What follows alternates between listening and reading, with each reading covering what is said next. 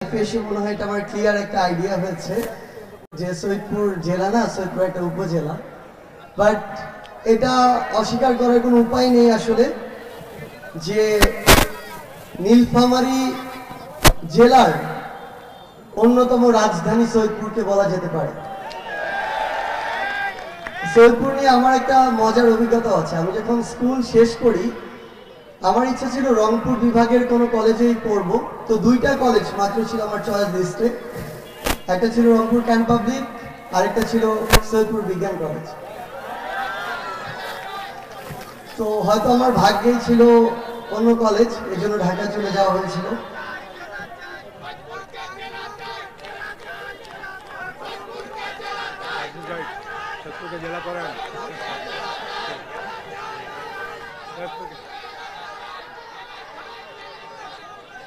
আমার যে জিনিসটা মনে হচ্ছে আসলে আপনাদের ভিতরে সৈয়দপুরকে জেলা হিসেবে দেখার যে স্পিরিট, এই স্পিরিটটা যদি আমরা ইউনাইটেড ভাবে দেখাতে পারি তাহলে আগামীর বাংলাদেশে এরকম যদি নতুন এক দুইটা জেলা হয় তাহলে অবশ্যই আমার মনে হয় যে সৈয়দপুরের মধ্যে একটা হবে।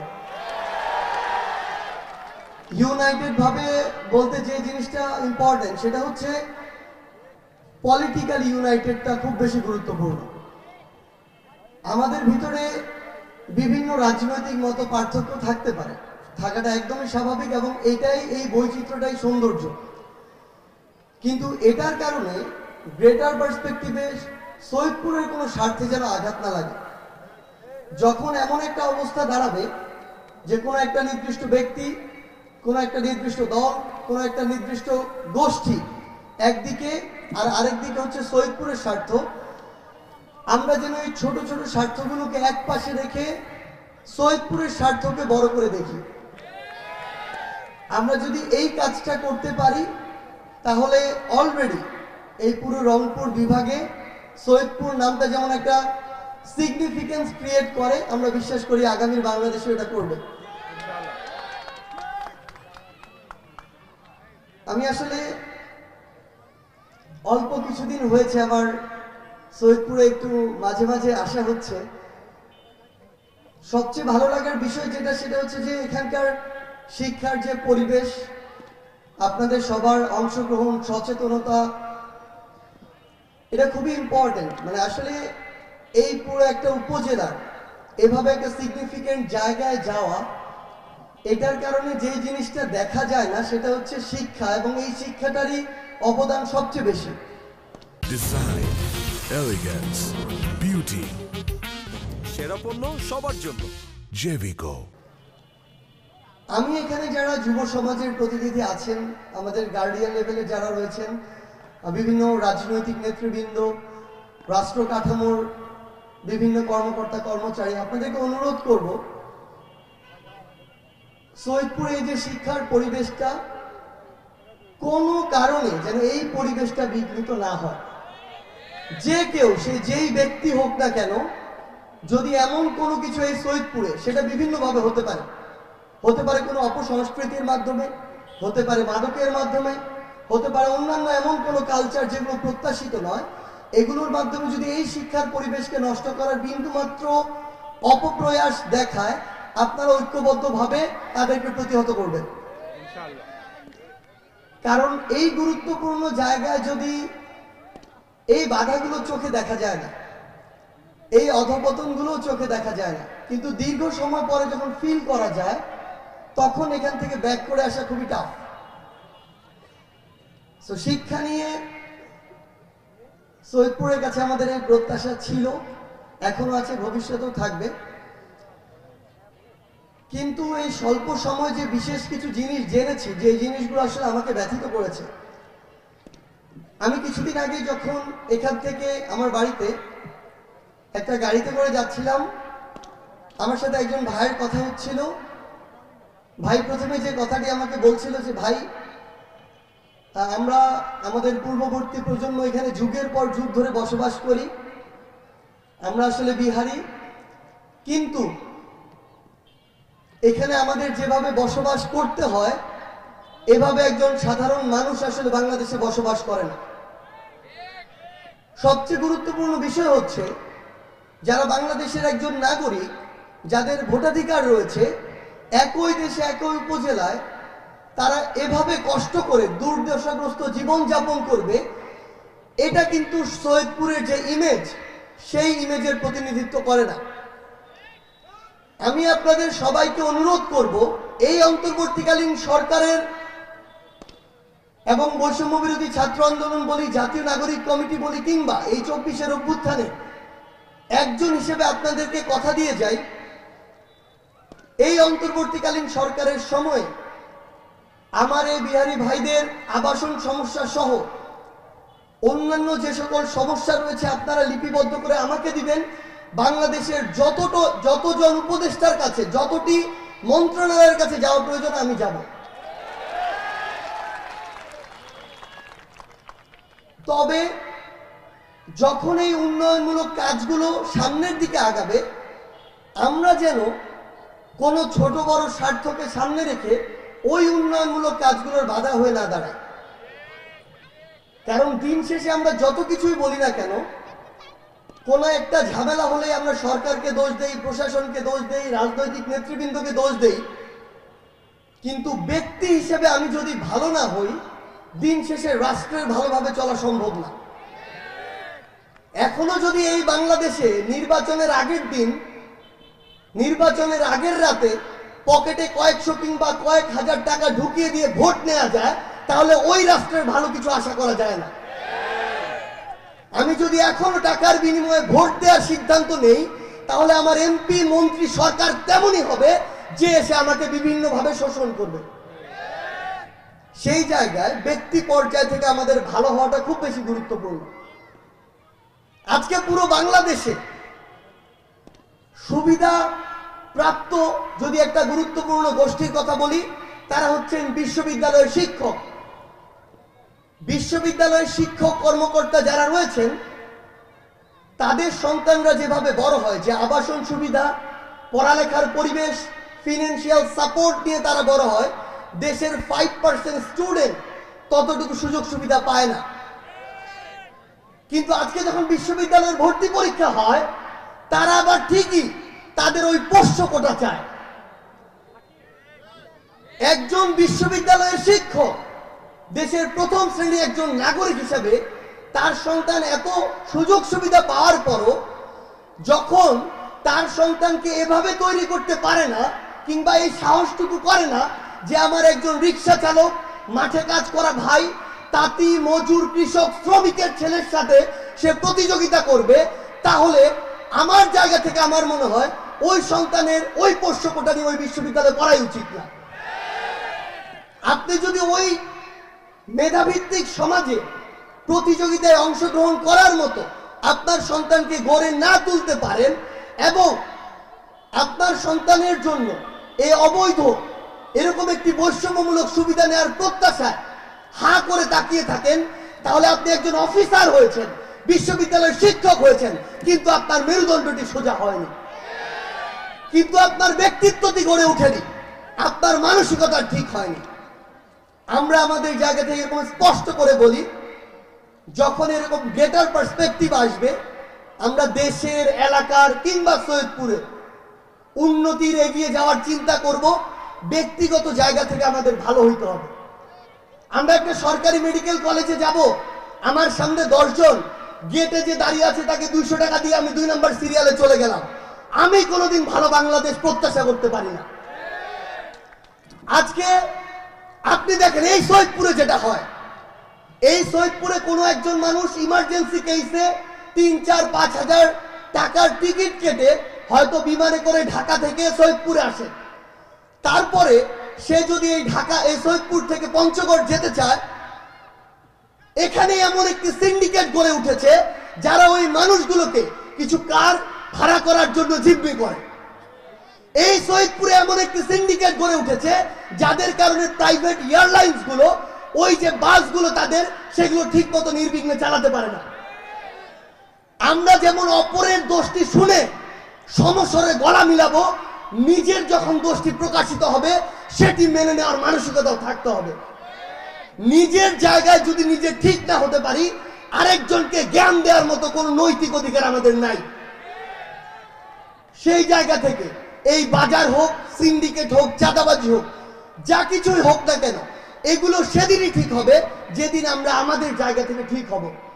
আজকে ঢাকার মানুষ বলে ঢাকায় সিন্ডিকেটে সবকিছু জিম্মি। হ্যাঁ, নির্দ্বিধায় এখানে অনেক রাজনৈতিক দলের অনেক সদস্যের এরকম নোংরা মন মানসিকতা কাজ করে। এখানে অনেক আমলাতন্ত্রের অনেক আমলাদের বিভিন্নভাবে অপচেষ্টার মাধ্যমে টাকা আত্মসাতের তাদের এখানে একটি কার্যক্রম পরিলক্ষিত হয়। ওই সিন্ডিকেটের ওই জায়গাটিতে বিভিন্নভাবে আইন শৃঙ্খলা রক্ষাকারী বাহিনীর কিছু সদস্য সেখানে চাঁদা নেয়, কিন্তু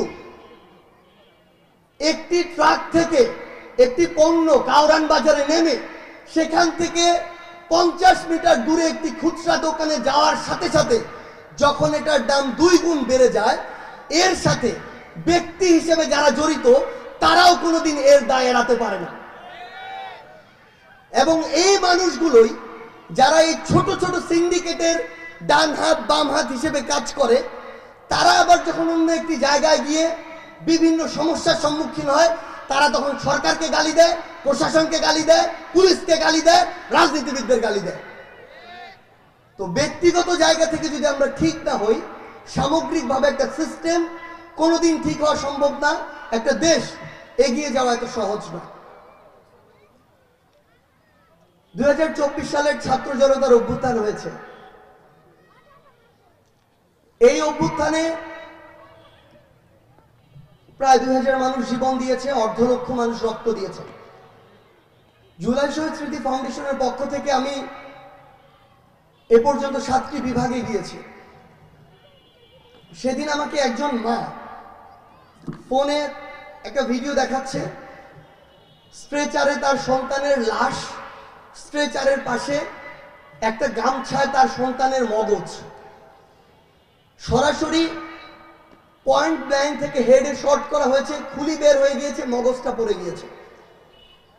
একজন মা যখন 4 মাস পরে তার সন্তানের এমন একটি দৃশ্য আমাকে দেখায়, আমি নিজেকে সামনে রাখতে পারি না। তাহলে ওই মা কিভাবে নিজেকে এখনো সামনে রেখেছেন, সারা জীবন কিভাবে সামনে রাখবেন?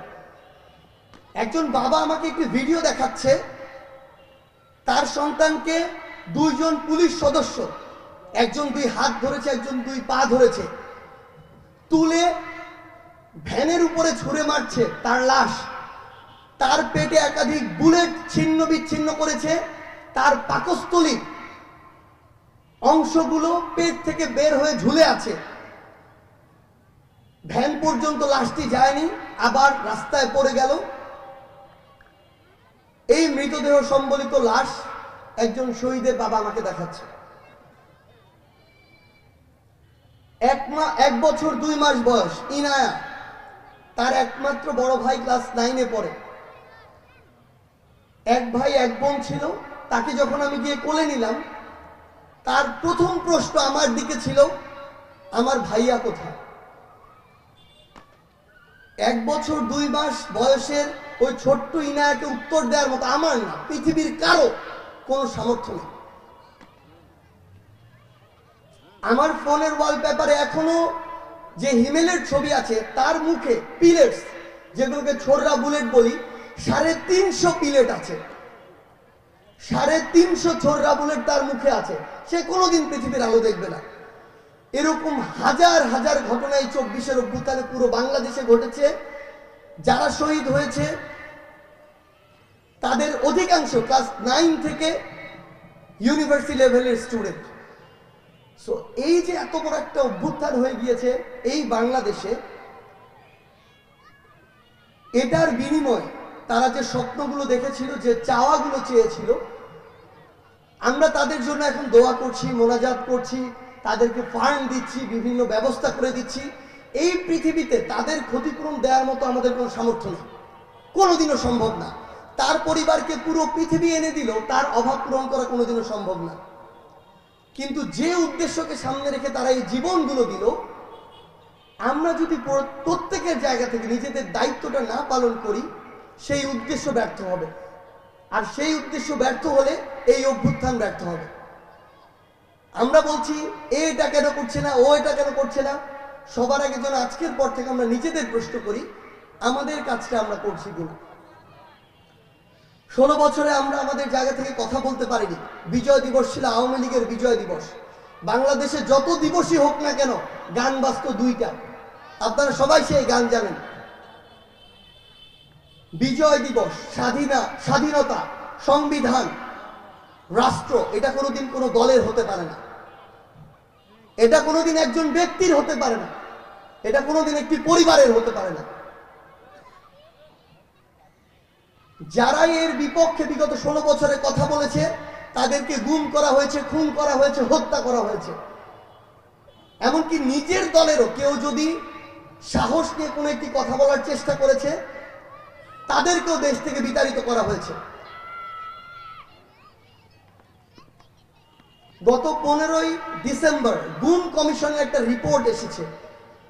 রিপোর্টে দেখা গিয়েছে অসংখ্য তথ্যের মধ্যে কয়েকটি হচ্ছে এরকম যে যারা খুনি হাসিনার এই রেজিমের বিরোধিতা করেছে তাদেরকে প্রথমে টর্চার করে খুন করা হয়েছে।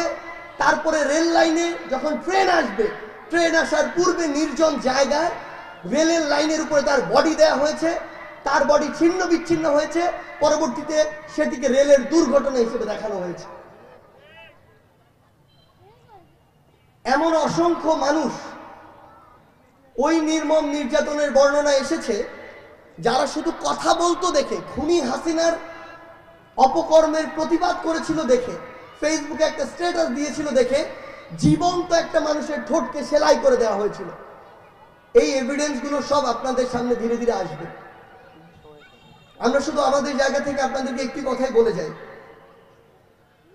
খুনি হাসিনা যা করেছে তার নির্মম পরিণতি তার হয়েছে। এর চেয়ে লজ্জাজনক বিদায় বাংলাদেশের ইতিহাসে এর আগে কোনোদিন কোনো প্রধানমন্ত্রী হয়নি, আগামীর বাংলাদেশেও হবে না। একটা মানুষের ন্যূনতম যদি লজ্জা থাকতো তাহলে সেই মানুষটা, এই ক্ষমতা পিপাসু নারী, তার নিজের কথার পরিবারের কথা এক পাশে রেখে এই যে হাজার হাজার নেতা কর্মী, এই যে 47-49-এর পর থেকে একটা দলের বিভিন্ন জায়গায় ভূমিকা রাখা, এই যে 71-এর মুক্তিযুদ্ধে কিছু না কিছু ভূমিকা রাখা, সবশেষে এই যে একটা দলের এত বড় ভবিষ্যৎ, সকল কিছুকে শুধু নিজের ক্ষমতার জন্য বিসর্জন দিতে পারত না। সে কারণে সৃষ্টিকর্তার পক্ষ থেকে তার এমন এক পরিণতি হয়েছে, তার যদি বিন্দু মাত্র লজ্জা থাকে সে মরণের পূর্বেই বাংলাদেশে কোনোদিন পা রাখবে না। কিন্তু আমরা আমাদের জায়গা থেকে ওই খুনি হাসিনা এই বাংলাদেশে ফাঁসির মঞ্চে দেখতে চাই। যেই হাসিনা তার পরিবারের সদস্যদের হত্যার কথা সামনে রেখে মানুষদেরকে, অনেক অপরাধী হোক কিংবা নিরপরাধ মানুষকে ফাঁসির মঞ্চে ঝুলিয়েছে, অসংখ্য মানুষকে, অসংখ্য আলেমকে বছরের পর বছর ধরে জেলখানায় বন্দী করে রেখেছে, সেই খুনি হাসিনা যখন 2000 মানুষকে এভাবে নির্মম ভাবে খুন করে, তার ফাঁসি এই বাংলাদেশে হওয়া উচিত কিনা? ফাঁসি ফাঁসি ফাঁসি চাই, খুনি হাসিনার ফাঁসি চাই, ফাঁসি ফাঁসি ফাঁসি চাই, খুনি হাসিনার ফাঁসি চাই। 1204 সালে এই বাংলাদেশে, তখন তো বাংলা ছিল, বাংলাদেশ ছিল না, 1204 সালে আজকে থেকে প্রায় 820 বছর পূর্বে এমন লজ্জাজনক পরিণতি এবং পলায়নের ঘটনা ঘটেছিল। তখন ইখতিয়ার উদ্দিন মোহাম্মদ বিন বখতিয়ার খলজির ভয়ে লক্ষণ সেন পিছনের দরজা দিয়ে পালিয়েছিল। আর 820 বছর পরে খুনি হাসিনা তার চেয়েও লজ্জাজনক ভাবে পলায়ন করেছে।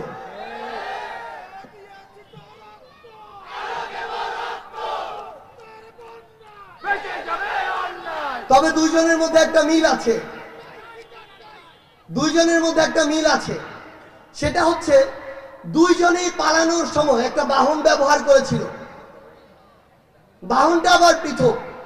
লক্ষণ সেন যে বাহনটি ব্যবহার করেছিল সেটি ছিল নৌকা, এখানে একটা মিল। আর খুনি হাসিনা যে বাহন ব্যবহার করেছিল সেটা ছিল হেলিকপ্টার। লক্ষণ সেন পালিয়ে এসেছিল বিক্রমপুরে, আর খুনি হাসিনা পালিয়ে গিয়েছে আগরতলায়। আমরা খুনি হাসিনা সহ তার দোসরদেরকে বলে দিতে চাই, আপনারা যে তলায় গিয়ে লুকান না কেন, বাংলাদেশের মানুষ আপনাদেরকে খুঁজে এনে ওই ফাঁসির মঞ্চে দাঁড় করাবে। আমরা ভারতকে একটি জিনিস বলে দিতে চাই, ওই মোদীকে একটি জিনিস বলে দিতে চাই, বাংলাদেশের মানুষ ভারত বিরোধী নয়, বাংলাদেশের মানুষ ভারতের জনগণ বিরোধী নয়, কিন্তু বাংলাদেশের মানুষ ওই উগ্র সাম্প্রদায়িক মোদী বিরোধী। বাংলাদেশের মানুষ ওই গুজরাটের উগ্র সাম্প্রদায়িক মোদীর বিরোধী, যে উগ্র সাম্প্রদায়িক মোদী মুসলমানদের রক্তের উপরে এসে এই ভারতের ক্ষমতায় এসেছে। আমরা আমাদের জায়গা থেকে স্পষ্ট করে একটি কথা বলি, সম্পর্ক হবে দেশের সাথে দেশের, ব্যক্তির সাথে ব্যক্তির নয়, দলের সাথে দলের নয়। বাংলাদেশ রাষ্ট্রের সার্বভৌমত্বের বিষয়ে যদি পৃথিবীর কোন দেশ, কোন দল, কোন মানুষ বিন্দু মাত্র প্রশ্ন করার সাহস করে, আমরা তাদেরকে আমাদের জীবনের বিনিময়ে হলেও প্রতিহত করব। আমরা শুধু আপনাদেরকে একটি কথাই বলি, আমাদের যে লড়াই, এই লড়াই কিন্তু শেষ হয়নি, কিন্তু 24-এ আমাদের একটা টেক্সট বুক এক্সাম্পল ক্রিয়েট হয়েছে। সেটি হচ্ছে, আমরা যদি রাজনৈতিকভাবে বিভাজিত থাকি, আমরা ঐক্যবদ্ধভাবে এমন শক্তিদের বিরুদ্ধে লড়াই করতে পারবো না। কিন্তু যখন আমার দেশের স্বার্থ আসবে, সার্বভৌমত্বের স্বার্থ আসবে, সারা দেশের জনগণের স্বার্থ আসবে, তখন যেন আমরা রাজনৈতিক বিভাজন এক পাশে রেখে ঐক্যবদ্ধ থাকি। তাহলে এমন যে কোনো পরাশক্তি হোক না কেন, মোদীর মতো যে কোনো উগ্র সাম্প্রদায়িক ব্যক্তি হোক না কেন, আমরা তাদেরকে প্রতিহত করতে পারবো। এই দিল্লি না ঢাকা, দিল্লি না ঢাকা, ভারতের দালালেরা। আমরা পরিশেষে শুধু সৈয়দপুরবাসীকে একটি কথাই বলি, সামনে আমাদের লড়াই এবং সংগ্রাম আরো কঠিন হবে এবং দীর্ঘ হবে। আমরা যেন আমাদের বিবেক বোধকে কোন নির্দিষ্ট ব্যক্তি, দল, গোষ্ঠীর কাছে বেচে না দেই। কোন নেতা যদি এটা প্রত্যাশা করে যে আমি তার অন্ধ ভক্ত হই, দুইটা জিনিস মনে রাখবেন, এক, সেই নেতার উদ্দেশ্য ভালো নয়, দ্বিতীয়ত ওই নেতা নিজের পায়ে নিজে কুড়াল মারছে। খুনি হাসিনা যেমন এই 16 বছরে তার দাস এবং দালাল চেয়েছিল, তার পরিণতি কি হয় খুনি হাসিনা নিজে প্রমাণ করে দিয়েছে। কারণ ছোট ছোট বালুকণা আর এই ভুলগুলোই এক সময় অতল সাগর হয়, যেখান থেকে ফিরে আসার কোনো পথ থাকে না। কেউ যদি কোনো ভুল করে, বিপথে যায়, সে আমার নেতা হোক, আমার দল হোক, আমরা যেন স্পষ্টভাবে তাদের যৌক্তিক সমালোচনা করার গার্ডসটা রাখি, সেই বোল্ডনেস থাকে, সেই সাহস থাকে। সৈয়দপুরের মানুষের কাছে এই একটাই প্রত্যাশা থাকবে সবসময়। পরিশেষে শুধু আপনাদের উদ্দেশ্যে একটি কথাই বলতে চাই, এটা শুধু সৈয়দপুরের ভিতরে নয়, সৈয়দপুরের বাইরেও মানুষদের ভিতরে একটা জিনিস, এই মেসেজটি রয়েছে। সৈয়দপুর যেমন শিক্ষা থেকে শুরু করে অবকাঠামো সকল দিক থেকে অন্যান্য অনেক জেলার চেয়ে অনেক বেশি উন্নত উত্তরবঙ্গের, একইভাবে সৈয়দপুরের মানুষ সাহসিকতার দিক থেকে, ন্যায় নীতির দিক থেকেও অন্যান্য অনেক জেলার মানুষের থেকে, পরিশ্রমের দিক থেকেও তারা অনেক বেশি এগিয়ে। আপনারা আপনাদের এই সুনামটা যেন ধরে রাখতে পারেন, এই আবেদন আপনাদের কাছে রেখে যাচ্ছি।